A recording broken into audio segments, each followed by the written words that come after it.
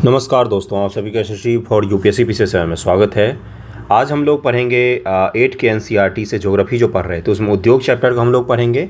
लेकिन उससे पहले जो पिछला चैप्टर था उसमें थोड़ा सा हिस्सा बाकी रह गया था, उसको मैं कंप्लीट करवा देता हूँ। कृषि का विकास। देखिए, जो लोग भी यूपीएससी बीपीएससी की तैयारी कर रहे हैं, मैं आपको बता दूँ स्पष्ट शब्दों में कि अगर वाकई जेन्युइनली अगर आप सच में तैयारी करना चाहते हैं तो वन लाइनर का जो ज़माना है वो 2023 के साथ ही 2022 के साथ ही ख़त्म हो गया था। 2023 में वन लाइनर का ज़माना नहीं रहा है। तो अगर ढंगपूर्वक तैयारी करना चाहते हैं तो बेसिक से हर पॉइंट को पढ़ना चाहिए, हर टॉपिक को पढ़ना चाहिए। एक दिन में तैयारी आप नहीं कर पाएंगे। तो एक प्रोसेस निरंतर चलने वाला प्रोसेस होता है और पूरे प्रोसेस को फॉलो कीजिए हमेशा ही, ओके। और रोज़ पढ़िए। पर्व त्यौहार थोड़ा सा मना लेंगे, ठीक है, दिवाली छठ तो मना ही सकते हैं, लेकिन रोज़ पढ़ने की आदत डालिए, क्योंकि रोज़ निरंतर जब आप पढ़ते हैं ना तो एक कंटिन्यूटी बनी रहती है। जो भी पास होते हैं उनसे पूछिएगा कि आपके सबसे बड़ी खासियत है वो क्या है, तो बोलेंगे कि रोज़ पढ़ा मैंने, कंटिन्यूटी बना के रखी। ठीक है, सप्ताह में एक दिन आप आराम कर सकते हैं, लेकिन लगभग में 6 दिन तो पढ़िए ही कम से कम सप्ताह में। और एवरेज 8 घंटा भी पढ़ते हैं, 8 घंटा बोलने को होता है, 6 घंटे से ज़्यादा नहीं पढ़ पाते हैं तो भी बहुत होता है, इनफ होता है। पढ़िए तो एक बार, ओके। चलिए शुरू करते हैं। कृषि विकास का संबंध बढ़ती जनसंख्या की बढ़ती मांग को पूरा करने के लिए कृषि के उत्पादन के बढ़ाने की दिशा में किया जाने वाला प्रयास से है। कृषि का विकास का मतलब होता है कि देखिए धीरे धीरे पृथ्वी की जनसंख्या बढ़ रही है, जमीन तो उतनी ही है, तो कृषि का हम क्या करेंगे, डेवलपमेंट करें जिससे उत्पादन ज़्यादा हो, ओके, प्रोडक्शन ज़्यादा हो। जब आज़ाद हुआ था भारत तब 60 करोड़ आबादी नहीं थी हमारी, और आज 140 करोड़ आबादी है।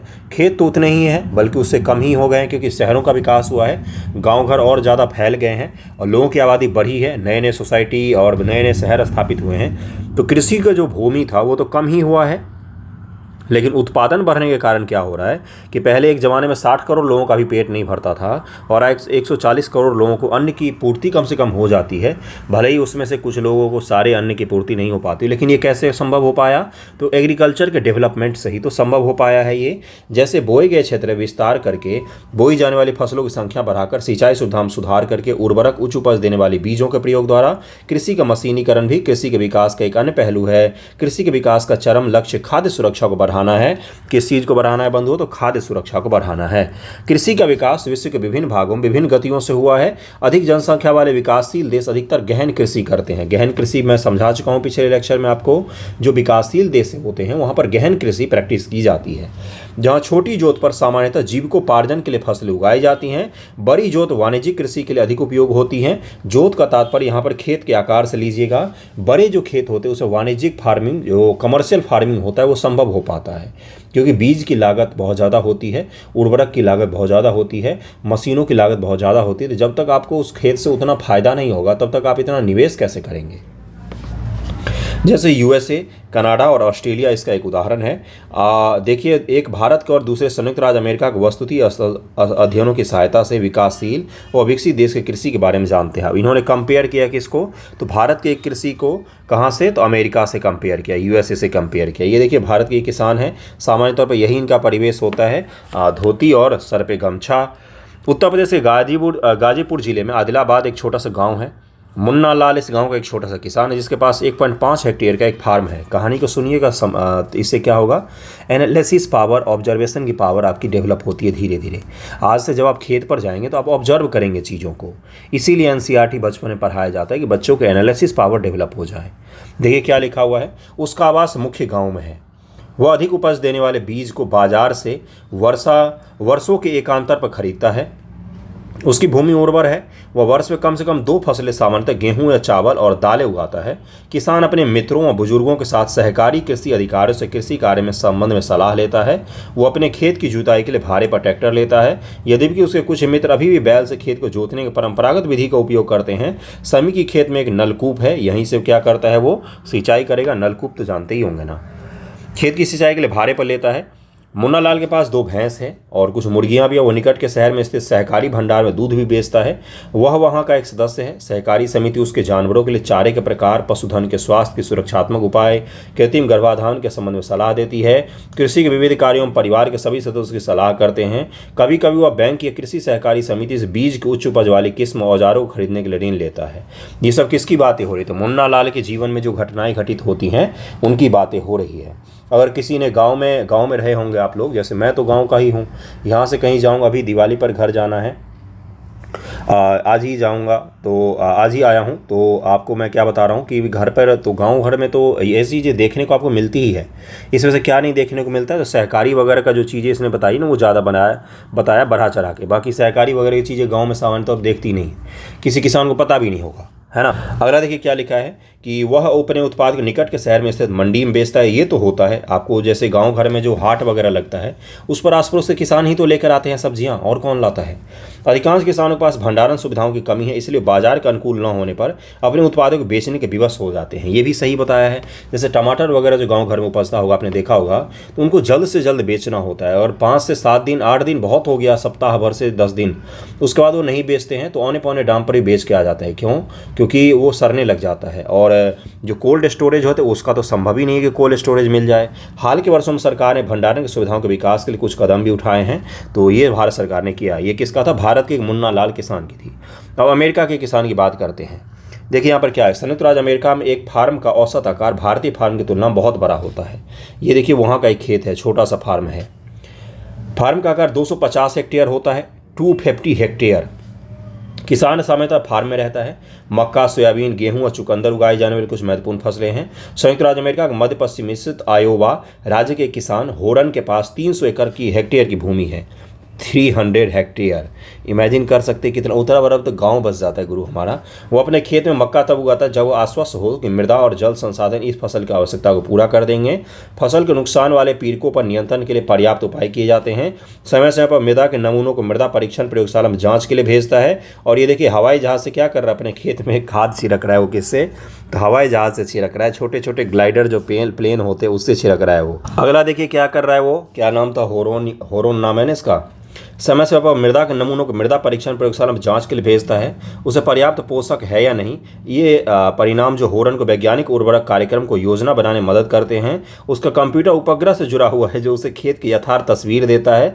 उसके खेत की तस्वीर भी कौन देता है? उसको तो सैटेलाइट देता है, ठीक है ना।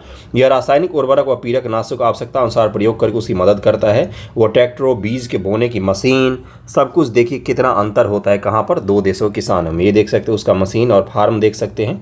समतलक संयुक्त हार्वेस्टर और थ्रेसर का उपयोग कृषि संबंधी विविध क्रियाओं में करता है कौन? तो होरन। तो ये दोनों में अंतर है। आप मुझे बताइए कहाँ के किसानों की कंडीशन ज़्यादा अच्छी होगी, कहाँ के किसान अमीर होंगे अमेरिका के ना। एक चीज़ और आपको बताता हूँ, ये भारत के किसान था ना, एक ये भारत का किसान था, ये यूएसए का है। आप मुझे बताइए कि सब्सिडी किसको ज़्यादा मिलती है? आप जानकर हैरान होंगे, किसको मिलना चाहिए? जो गरीब है उसको मिलना चाहिए ना सब्सिडी।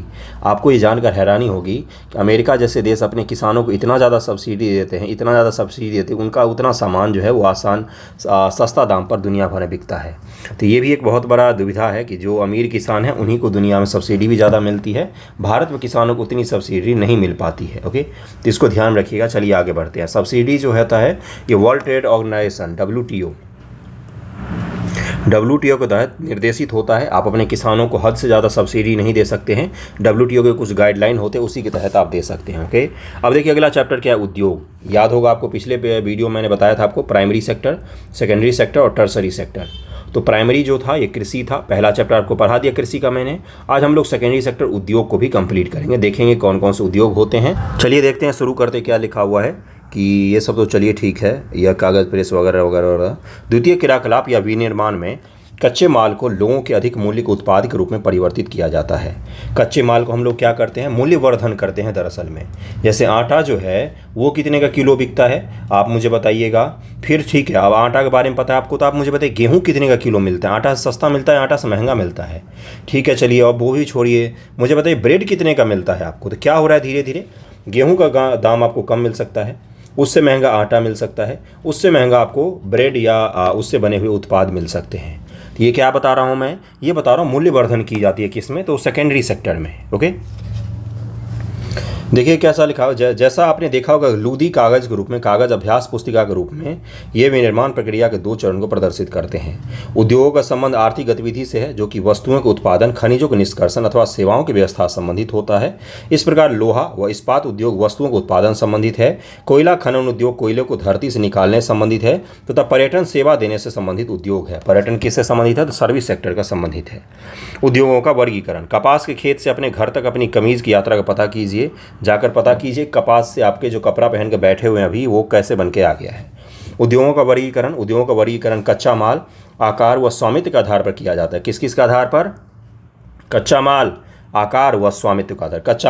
कच्चे माल के उपयोग के आधार पर उद्योग कृषि आधारित, खनिज आधारित, समुद्र आधारित, वन आधारित हो सकते हैं।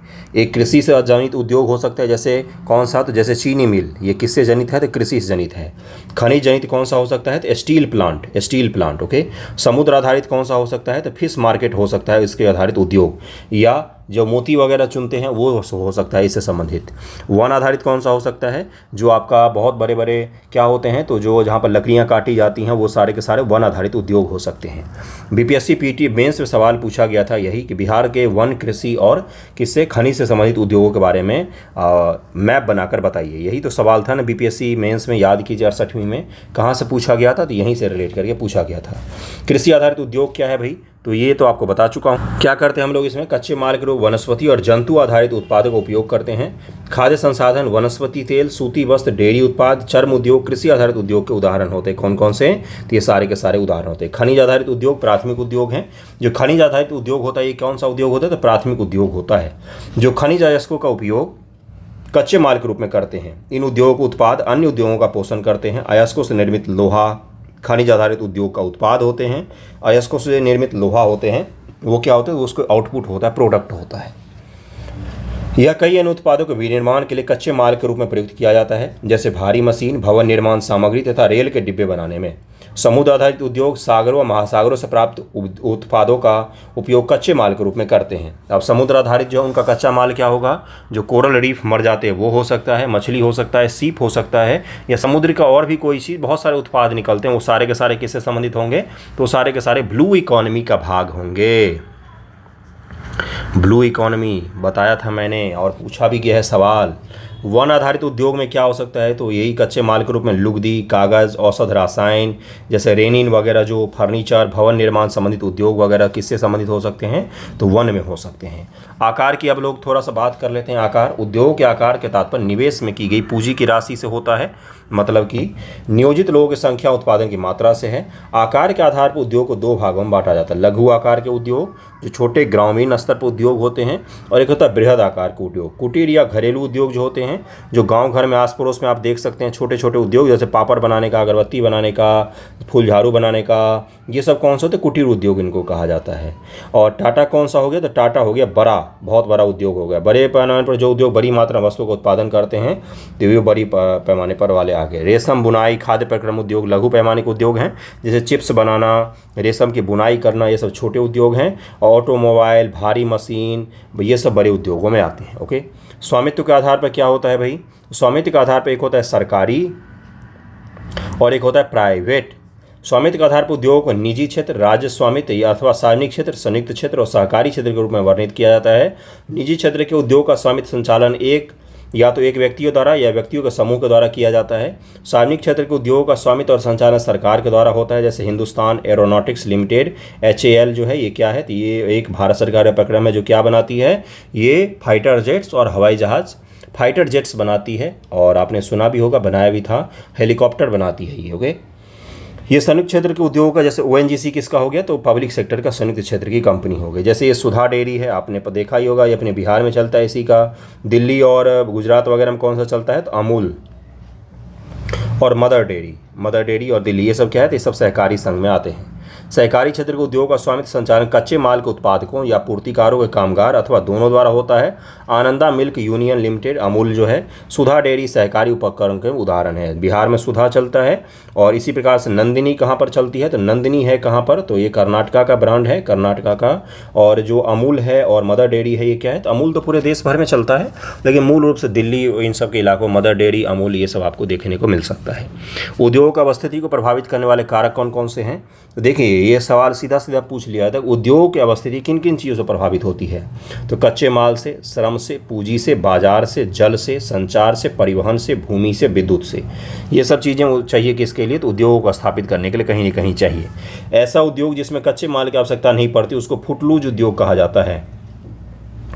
फुटलूज उद्योग कहा जाता है, जिसमें कच्चे माल की आवश्यकता नहीं पड़ती है। जैसे कौन सा हो गया? जैसे सॉफ्टवेयर का उद्योग, सॉफ्टवेयर के उद्योग में कच्चे माल की आवश्यकता नहीं पड़ती है। जैसे एजुकेशन इंडस्ट्री, एजुकेशन इंडस्ट्री में कच्चे माल की आवश्यकता नहीं पड़ती। अगर पड़ती तो पटना थोड़ी ना इतना बड़ा हब होता है एजुकेशन का। बताइए इलाहाबाद होता क्या? नहीं होता, क्योंकि कच्चा माल की ज़रूरत तो नहीं पड़ती है, उसमें कोई कच्चा माल नहीं चाहिए। और कच्चा माल के रूप में क्या होते हैं? स्टूडेंट होते हैं, जिनको ठग ठग के लाया जाता है कोचिंगों में। चलिए आगे बढ़ते हैं, मजाक कर रहा हूँ, बुरा मत मान जाइएगा, बहुत ज़्यादा आजकल लोग बुरा मान रहे हैं। वे कारक जो उद्योग की अवस्थिति को प्रभावित करते हैं कच्चे माल की उपलब्धता, भूमि, जल, श्रम, शक्ति, पूंजी, परिवहन और बाजार हैं। उद्योग उन्हीं स्थानों पर केंद्रित होते हैं जहाँ इनमें से कुछ हैं या सभी कारक आसानी से उपलब्ध हों। कम से कम इसमें से कुछ कारक तो आसानी से उपलब्ध होने ही चाहिए, तभी जाके वहाँ पर उद्योग अवस्थित होते हैं, नहीं तो नहीं होगा। ठीक है, एक पार को आप बाकी चीज़ों की इग्नोर कर सकते हैं, लेकिन वहाँ पे इलेक्ट्रिसिटी होनी चाहिए, भूमि होना चाहिए, परिवहन होना चाहिए, संचार होना चाहिए और श्रम तो होना ही चाहिए। बाकी बाजार वगैरह तो दूर जाकर भी लोग ढूंढ लेते हैं, जो बड़ी बड़ी कंपनियाँ होते हैं बाजार जाकर भी ढूंढ लेते हैं। अगला देखिए क्या है कि कभी कभी सरकारें क्या करती हैं, कम दाम पर विद्युत उपलब्ध करवाकर परिवहन लागत और अन्य अवसंरचना जैसे प्रोत्साहन प्रदान कर दी, ताकि पिछड़े क्षेत्रों में भी उद्योग स्थापित किया जा सके। औद्योगिकरण से प्राय नगरों और शहरों का विकास और वृद्धि होती है। जैसे टाटा नगर का आपने नाम सुना होगा, जमशेद नगर जिसको कहा जाता है, जमशेदपुर, तो वो क्या है? तो वो इंडस्ट्रियल टाउन है। जैसे बोकारो इंडस्ट्रियल टाउन है, रांची भी इंडस्ट्रियल टाउन है। जैसे दिल्ली, तो दिल्ली प्रशासनिक हब होता है। जैसे बनारस, तो बस बनारस धार्मिक हब होता है।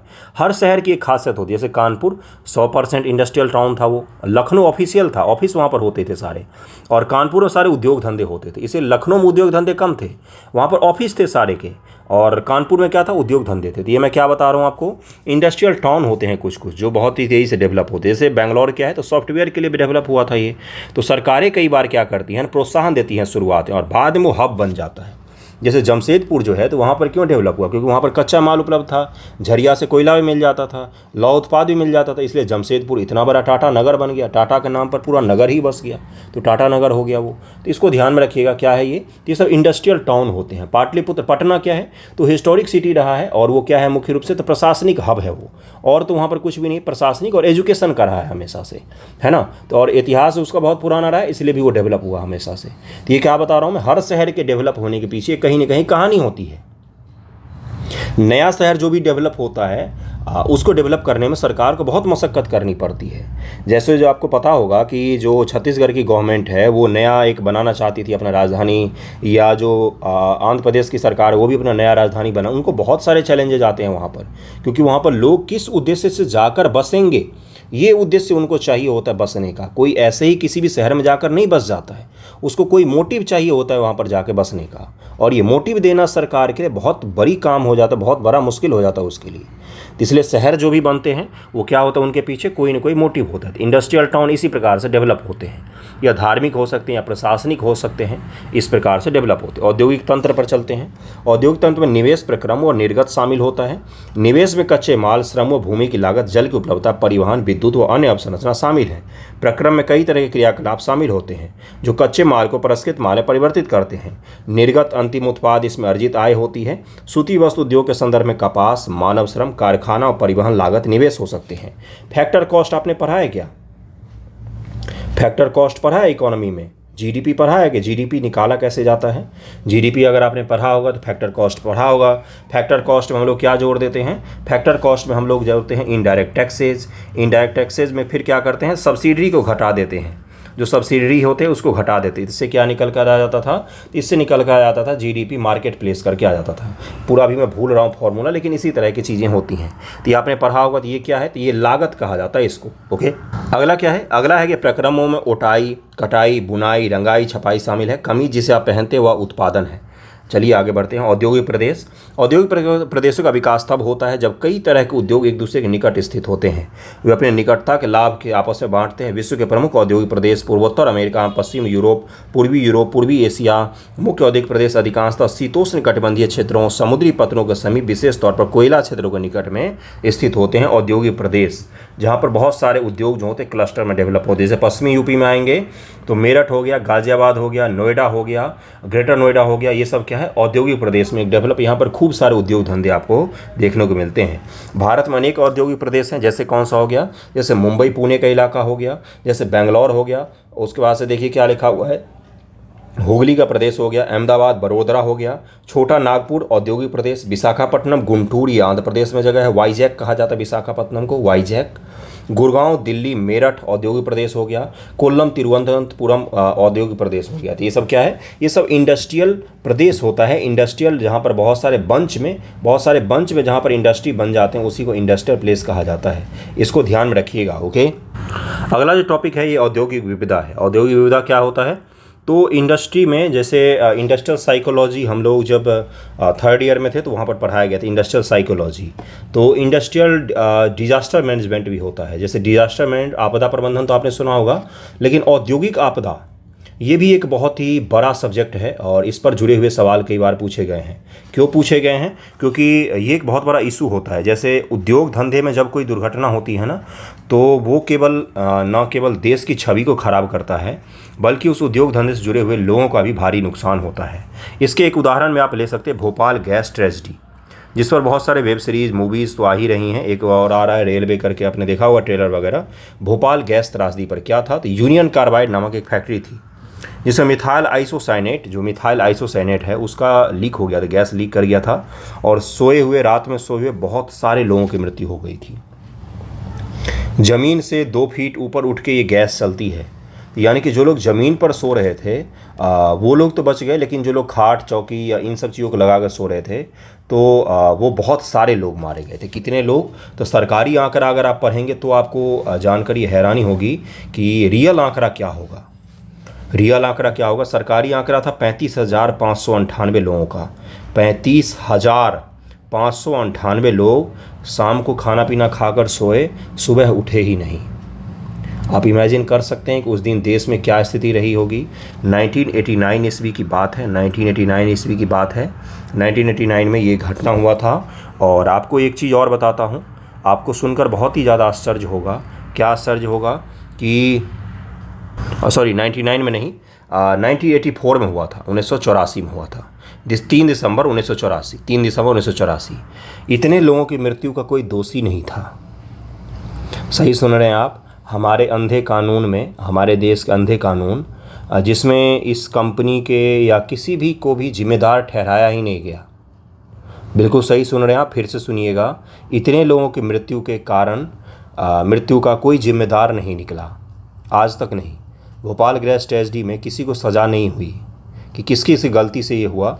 ये विदेशी एक कंपनी थी जिसके विफलता कारण से हुआ था। जहरीली गैस पूरी लीक कर गई थी पूरे शहर में।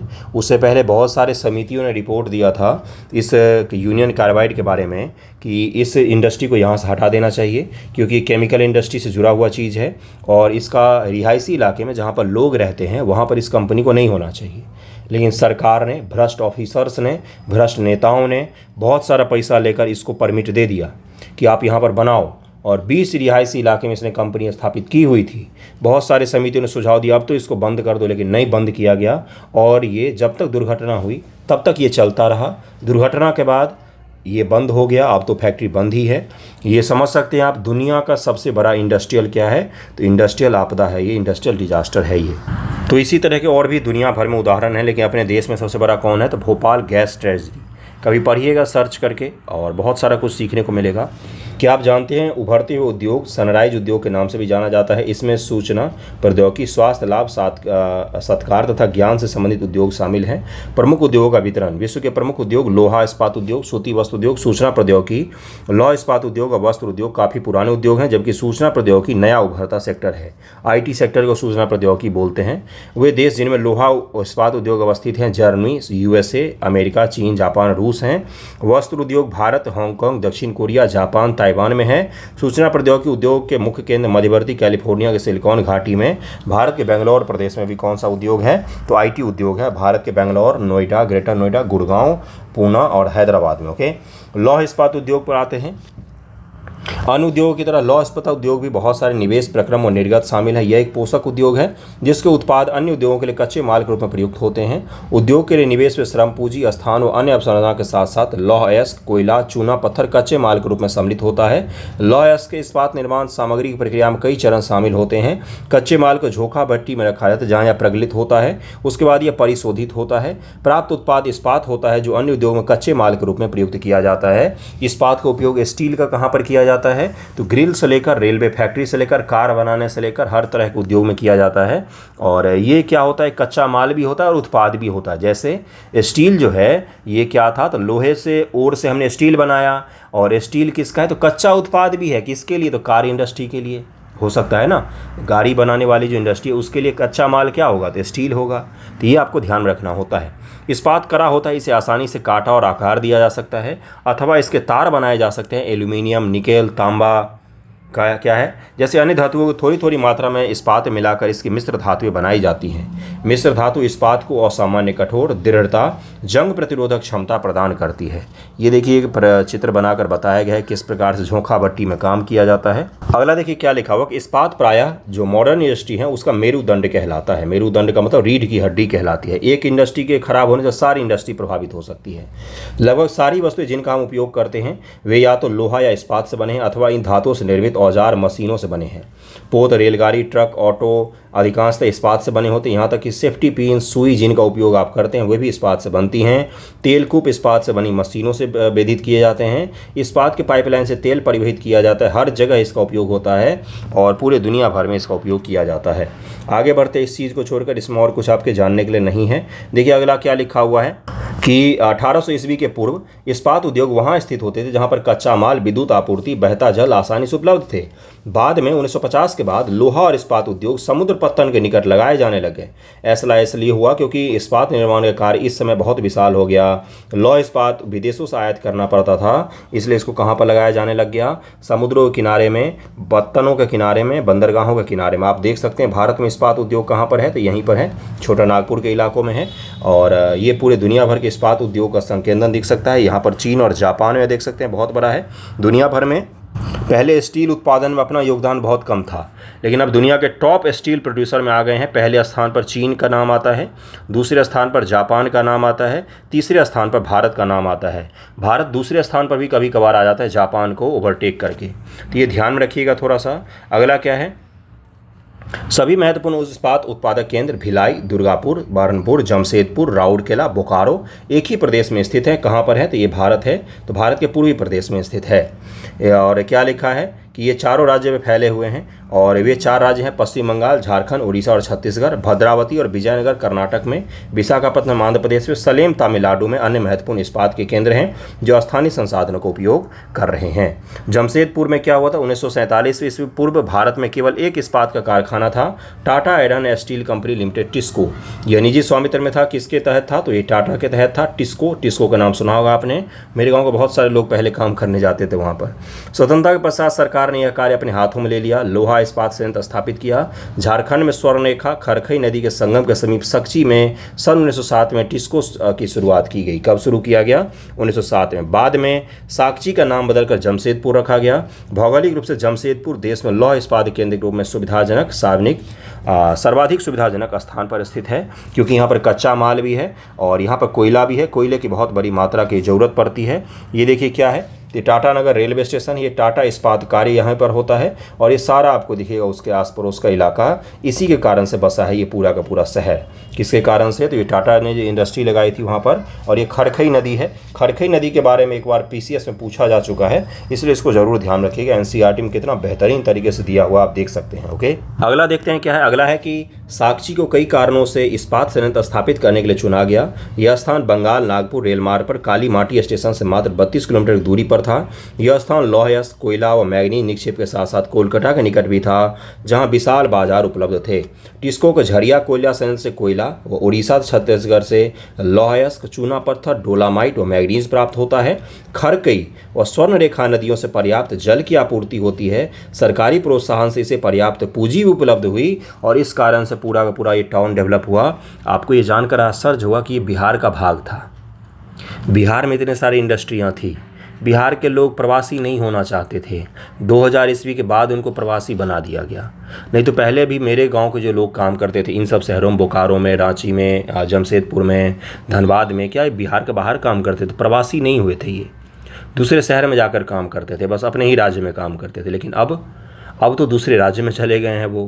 तो ये क्या हो गया, तो आधा राज्य जब काट कर दे दिया गया और वैज्ञानिक तरीके से राज्य का विभाजन किया गया अपने स्वार्थ के लिए, अपनी राजनीति को सीखने के लिए, तो उसका परिणाम यही चीज़ निकल कर सामने आता है। जमशेदपुर में टिस्को की स्थापना के बाद कई अन्य औद्योगिक संयंत्र स्थापित किए गए। इनमें रासायन इंजन के पुर्जे, कृषि उपकरण, मशीन, टीन की चादरें, केबल व तार का उत्पादन किया जाता है। एक बड़े उद्योग स्थापित होने के साथ साथ क्या होता है, छोटे छोटे 10 और उद्योग वहाँ पर डेवलप हो जाते हैं। भारत में लोहा इस्पात उद्योग के विकास से त्वरित औद्योगिक विकास आरंभ हुआ। भारतीय उद्योग के लगभग सभी क्षेत्र अधिकांशतः अपने आधारभूत अवसंरचना के लिए लोहा इस्पात उद्योग पर निर्भर हैं। भारतीय लोहा इस्पात उद्योग में बृहद समकालीन इस्पात संयंत्रों के साथ साथ छोटे छोटे स्टील प्लांट भी लगाए गए हैं। इसमें द्वितीयक उत्पादक, रोलिंग मिल, सहायता उद्योग भी शामिल हैं। अगले वीडियो में हम लोग पीटर्सबर्ग के बारे में पढ़ेंगे। ये रूस में है, अमेरिका, पिट्सबर्ग ये अमेरिका में है। इसके बारे में हम लोग अगले वीडियो में पढ़ेंगे। ओके, और छोटा सा ये वीडियो था, कैसा लगा ज़रूर बताइएगा।